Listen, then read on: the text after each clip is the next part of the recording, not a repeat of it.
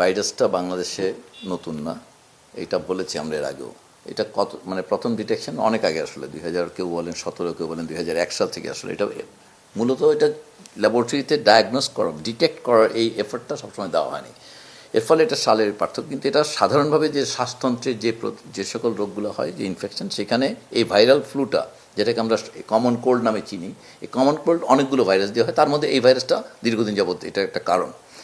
কিন্তু যেহেতু আমাদের ডায়াগনস্টিকে এবং এইবার চীনের এই ঘটনার কারণে উদ্বেগ আসছে, এবং মাঝখানে যেটা বললেন আপনি, আসলে কোভিডের কারণে আমাদের এই ভাইরাস ডিটেক্ট করার সামর্থ্য বেড়েছে, এটার দিকে আর কখনোই কিন্তু অত বেশি মনোযোগ দেওয়া দরকারই মনে করা হয়নি। এমনকি আমরা আজকেও বলছি যে বাংলাদেশে এই পর্যন্ত একটি মাত্র এবারে একটি কেস, আসলে তো আপনি এক্সটেন্সিভ ল্যাবরেটরি পরীক্ষা নিরীক্ষা করার কথা বলা হচ্ছে না। এটা সাধারণ ফ্লু 7 দিনের মধ্যে ভালো হয়ে যাবে, সাধারণ ফ্লু যেভাবে ভালো হয়। এবং সেক্ষেত্রে সেই ফ্লুয়ের কারণ কোন ভাইরাস, এটা খোঁজার চেষ্টা ক্লিনিক্যালি রিকমেন্ডেড না। এমনকি এখন বিশ্ব স্বাস্থ্য সংস্থা বা বিভিন্ন দেশে যে সমস্ত প্রফেশনাল বডি, তারাও রিকমেন্ড করছে না যে এটা খুঁজে বের করতে হবে এটা কোন ভাইরাস। এটাকে সাধারণ ফ্লু হিসেবে চিকিৎসা করা হবে।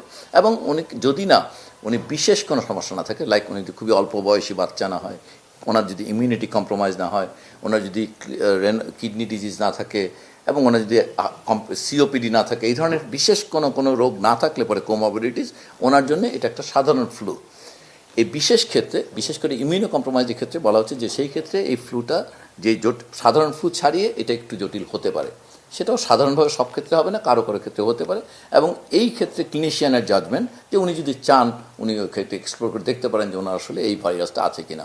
অর্থাৎ মোটা দাগে যেটা বুঝতে পারি, এটা একটা সাধারণ ফ্লু বা কমন কোল্ড বলতে আমরা যেটা চিনি সেটাই।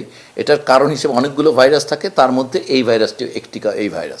এবং এই ভাইরাসটি ডিটেক্টেড হচ্ছে দুনিয়া জোড়া, আমাদের এখানেও হয়েছে। এটা দীর্ঘদিন যাবৎ এই অঞ্চলে ছিল। এইটা কখনোই এখন পর্যন্ত বলা হচ্ছে না যে এটা দিয়ে গুরুতর কোনো শ্বাসতন্ত্রের বা গুরুতর কোনো জীবন হানিকর বা ঝুঁকিপূর্ণ কোনো রোগ তৈরি হয়। একটা ব্যাপার সত্য, সেটা হচ্ছে যে মিউটেশনের একটা সম্পর্ক সবসময় আপনারা দেখেছেন, ইভেন কোভিডে যে ভয়াবহতাও কিন্তু ভ্যারি করেছে এই মিউটেশনের সঙ্গে সঙ্গে। অর্থাৎ ভাইরাস একটা সার্কুলেশনে যখন থাকে, মিউটেশনের সম্ভাবনাটা থাকবে। সো এটা একটা সার্ভেলেন্স সিস্টেমের আওতায় আছে। এখন পর্যন্ত বিশ্ব স্বাস্থ্য সংস্থা বা কোনো রেগুলেটর যেহেতু অ্যালার্ম জেনারেট করেনি, আমাদের সামর্থ্য আছে, আমাদের ল্যাবরেটরি সামর্থ্য আছে। আপনারা জানেনই, কারণ কোভিড মোকাবেলা করতে গিয়ে আমাদের যে ল্যাবরেটরি সামর্থ্য আছে, সেটা আমরা যখন চাইবো তখনই আমরা এটা ব্যবহার করতে পারবো। কারণ যেই পরীক্ষা নিরীক্ষার মধ্য দিয়ে ভাইরাসকে আলাদা করা লাগে, সেটুকু আমরা করতে পারি। অর্থাৎ এই মুহূর্তে সাধারণ মানুষের জন্য বার্তাটা হচ্ছে, কোনো রকম আতঙ্কিত হওয়ার মতো কোনো পরিস্থিতি তৈরি হয়নি। একেবারেই চিকিৎসকের সাধারণভাবে একটি ফ্লু যেভাবে চিকিৎসা করেন সেইভাবে চিকিৎসকরা করবেন।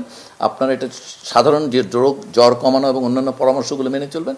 একটু পানি বেশি খাবেন, পুষ্টিকর খাবার দাবার খাবেন। এর বাইরে এই পার্টিকুলার ভাইরাসের বাংলাদেশের উপস্থিতি নিয়ে সাধারণ মানুষের আতঙ্কিত হওয়ার মতন কোনো পরিস্থিতি তৈরি হয়নি।